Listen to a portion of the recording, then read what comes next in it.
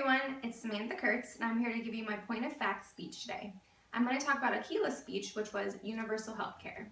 She did a really great job and presented some very compelling facts, but I would like to present to you the other side, which are the cons of getting universal or socialized health care. So in this speech, I will talk to you about lower quality care that you can expect when we get when we get socialized health care, a doctor shortage that is very, very likely, and the undeniable and damaging influence of politics that will definitely take place if we get socialized healthcare.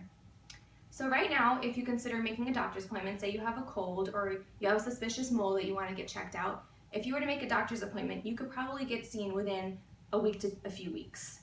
Healthcareprocon.org states that countries such as Europe and Canada that have socialized healthcare have lower survival rates of stroke, heart attack, and various types of cancer.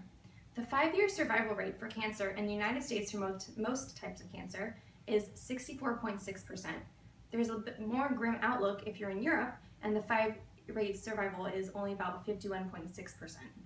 Healthcareresearchfunding.org states that this lower quality also increases wait times.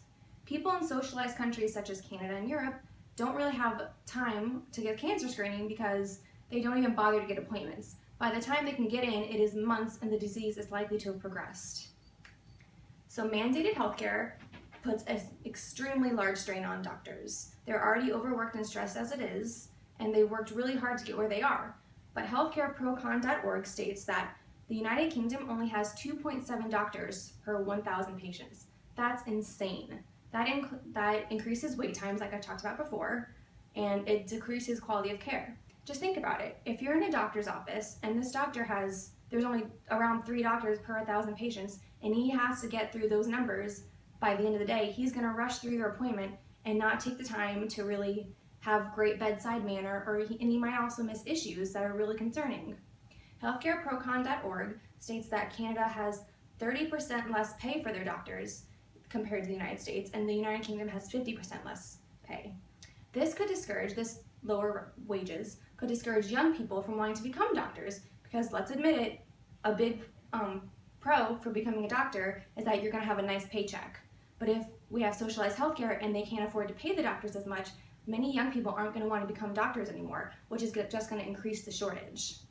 Politics and politicians, as we all know with this election season, are extremely fickle. The two sides rarely agree, and two politicians even on the same side rarely agree. The National Center for Biotechnology Information says the influence of politics on healthcare and state-controlled healthcare is disastrous. It's not going to end well.